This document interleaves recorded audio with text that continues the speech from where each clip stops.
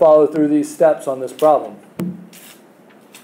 So the first step says solve one of the equations for one of the variables. The beauty of this is that there is no wrong answer. There's easier ways to do it. You might choose the easiest way or you might choose the harder way. But there is no wrong answer. You're just choosing. Would you like to solve the, and I'll make sure we're going to choose right on this first one anyway. Would you like to solve the first equation or the second equation, and which variable would you like to solve in the equation that you pick? Again, there's no wrong answer, there's easier answers.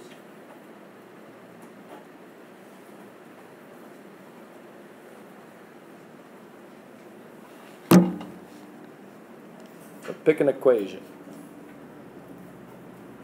First one. Okay, so if we pick the first one, I would say that we should solve for y. Y is solving for y in the first equation the easiest way to do this. Why is that significant? He said that because there's no number in front of it. Why does that make a difference? And so what are you avoiding by picking that number? Or by picking y? You're avoiding what? Division. So you're avoiding fractions, basically. Does that make sense to everyone? You don't have to do it that way. You could definitely pick x there, but then we'd have fractions. But I agree. Let's do what he just said. So we're picking the first equation. We're going to solve for y. How do we do that? Yeah, so it means you're getting y by itself, so you're going to subtract 4x the other side. So now we have y equals what? 9 minus 4x. These are not like terms. Do not combine them. Okay, step number 1 is taken care of.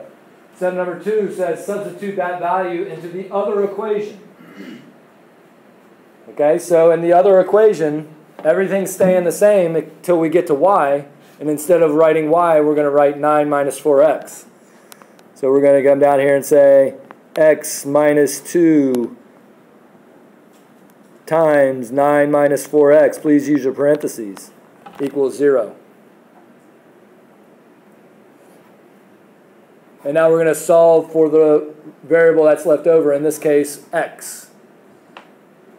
So how do we do that?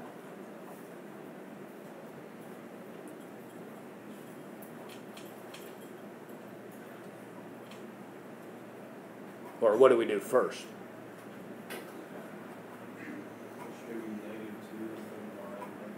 Okay, and make sure, like he said, -2. It's super big deal. That's where people will make... In this class, essentially, you're going to make mistakes of stuff from before. Like, signs are going to kill you guys. Please watch your signs. I mean, what ends up happening in Algebra 2 is that it's not the new stuff. The new stuff that we do in here isn't really that big a deal. But what you do is you make mistakes on stuff that you're not already supposed to know. And that's where it really throws you off because you can't get the right answer. So yeah, thank you. -2 is what we're distributing. And so then that's going to give us x minus 18 plus 8x equals 0. Now we're combining like terms. So we have 9x minus 18 equals 0. Remember, you're moving things to the other side, so before we divide, we need to add 18 to both sides. And then divide by 9. Is that okay with everybody? Okay, and again, I'm just reading off the steps. Number 3 says substitute the answer into one of the original equations. And it doesn't matter which one you substitute it into. But I'm going to go with this one. I'm going to call that an original equation because we already solved for y, right? I mean, that'd make it easier on ourselves. So then y equals 9 minus 4. And instead of x, we're going to say 2.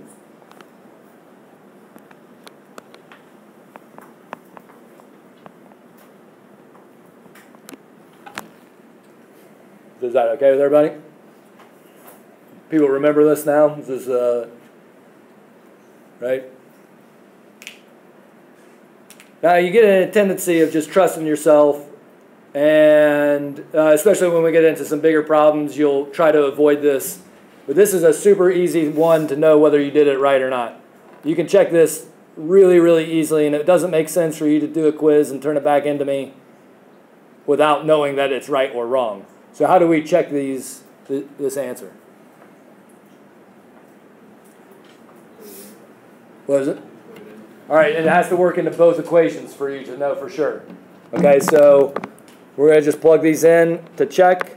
So we're saying 4 times 2 plus 1, does that equal 9? Sure enough, 8 plus 1 equals 9. We're happy so far. The second equation, x minus 2 times 1 equals 0. And 2 minus 2 equals 0. Now you know you're right. Okay, and you can answer it this way. Or if you prefer, these are two lines that intersect at the coordinate 2, 1. You could write it as a coordinate that way. Bless you. Is that okay? All right, those of you guys got to tell me what to do. So tell me, what do you want to do?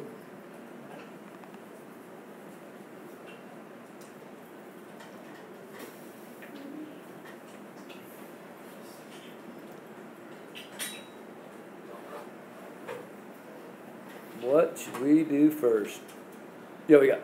Add the 9y to negative 3. Okay, so he wants to solve the second equation for x. That sounds perfect to me. No fractions, right? It's worth taking a look at for a second. Okay, so we're going to add that over, and we're going to have x equals negative 34 plus 9y. All right, thank you.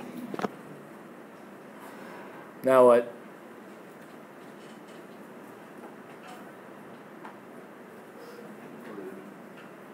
Okay, you've got to go to the other one. Everything's going to stay the same except for your x becomes something else. So 7 times something plus 5y equals 68. That something is negative 34 plus 9y. Now when you distribute, you get what?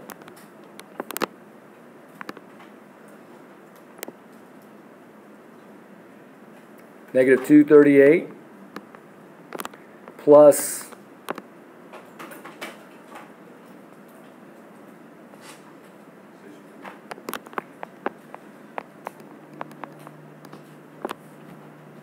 we're going to combine like terms, so we got negative 238 plus 68y equals 68.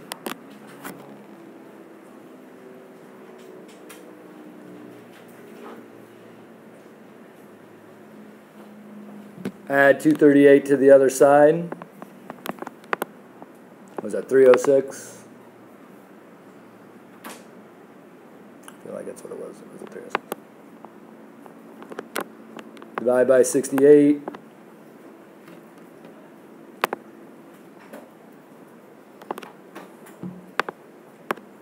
Is there any questions on that?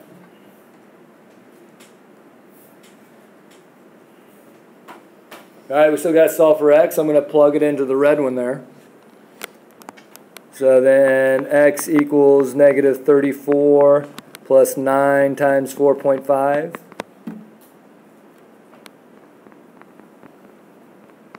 I think earlier today that was 40.5.